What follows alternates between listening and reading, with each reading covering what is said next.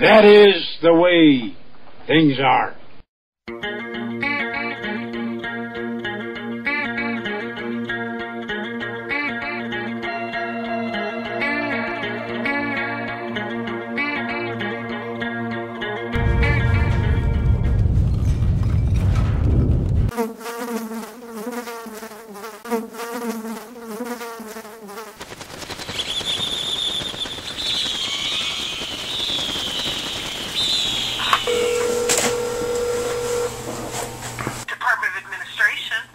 Yes, I'm trying to get some information about the House Chambers mural. Hang on, the House Chamber mural? Yes, it's called the Spirit of Indiana, according to the tour guides and the information in the plaque on the wall. Uh-huh. But the actual name of it's called the Apotheosis of Indiana, per the contract signed by the governor and the academy. Okay. And so what I'm trying to do here, to be quite simple and keep it simple and short.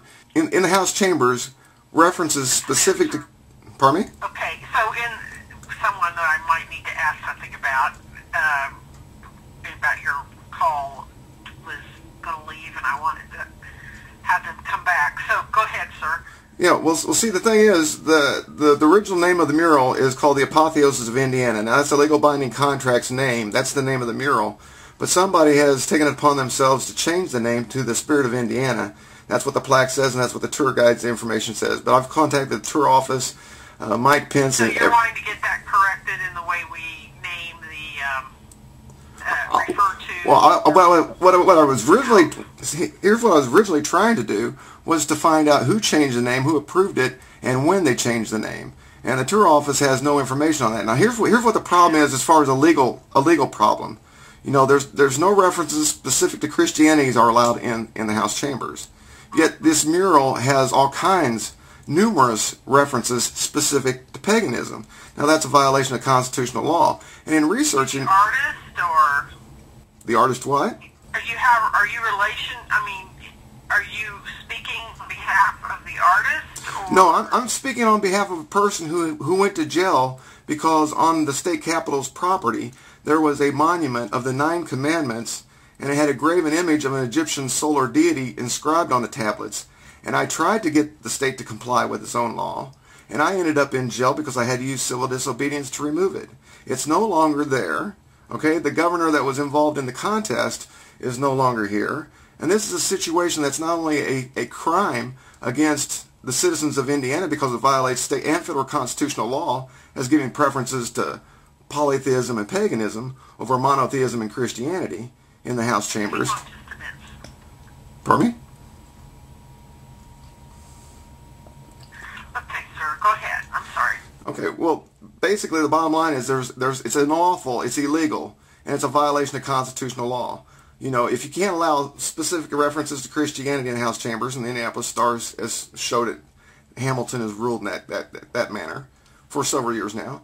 But yet you have these references specific to paganism allowed on the House mural. Now that's a crime. Okay, let's start at the beginning. Okay. So what is on the mural, the plaque, is described as what? There's a plaque on the wall that says the mural is called the Spirit of Indiana. Your information center, your tour guides, your brochures, your pamphlets, everything refers to the mural as the Spirit of Indiana. Okay, and that's in the House Chamber. Correct. Okay, but the actual name is? The Apotheosis of Indiana. How do you spell Apotheosis? Apotheosis. Now that's according to the contract signed in 1961 by 1961. by Eugene Savage. How do you have knowledge of that? Pardon me? How do you have knowledge of the contract from 1961? During this time when I was contesting the 9 Commandments monument, I was researching all the different preferences the state was giving to pagan gods and goddesses, and I went into the information center and I asked them the name of the painting, and she said she had some books on information of it, and she showed me the books, and I was going through the books and I found the original contract, and nowhere did it state the Spirit of Indiana.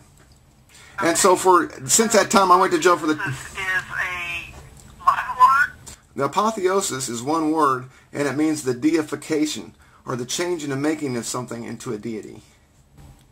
In other words, the apotheosis of Indiana means the making of Indiana into a god or goddess, just like the Romans did, the Egyptians did. Okay, so your complaint is that it's illegal preference. You're calling it the Spirit of Indiana when it should be what the contract name was, or your... I was wanting to know who changed the name from the legal binding name and title of the apotheosis to the Spirit of Indiana. Who changed it and when? I can't get that answer. No one gives that answer because nobody knows, it seems.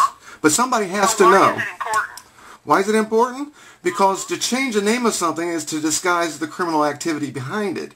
If you called it what it was, what its lawful name is, people would say, well, wait a minute. Why are you changing the state into a goddess? And then you'd understand that the official poem that was passed by the House, the third sentence says, for a pagan voice within me seems to answer to it all. Then you'd understand that all along, this ain't been the Christian Bible Belt, it's been the pagan capital. And all I'm saying is, as a citizen and as law on my side, I want fair play. If Christians can't have, any reference specific to Christianity in the House chambers, why can't they get away with the pagan references specific to paganism? What would you like to see happen? Well, the solution is not to say, okay, we're going to start including Christianity. Because, see, that's what pagans delight in. They delight in desecration, and that is by combining the pure with the profane. So we don't want to be one, big group like they had over there at Mayor Goldsmith in the city-county lobby, where you had a menorah, a cross, and a witch's pentagram all happily together as a Christmas display. Okay, that's not going to work. We want to be separated. All we want is compliance with the law. Now, that's not asking too much for a citizen to say that it wants the state, especially the House, our House, to be in compliance with the law. If you can't have any references specific to Christianity, there should be no references specific... What do you think there is? Get rid of the mural? Or? To remove the mural. Yeah, because the name change, you can say, okay, we're going to change the name of the apotheosis, but the painting itself is the apotheosis. It shows the actual process of how to deify something. I have the full and total explanation of the whole painting of what it is and how it's associated with Washington, D.C. and how Washington, D.C. and Indianapolis was designed for this specific purpose of apotheosism. I mean, the nation's capital has Washington, okay, sitting in the throne as God, and it's called the Apotheosis of Washington. In Indianapolis, you have the Apotheosis of Indiana, but Indiana has become a goddess, one of three, okay? Do you mind telling me your name? Stephen Schroeder.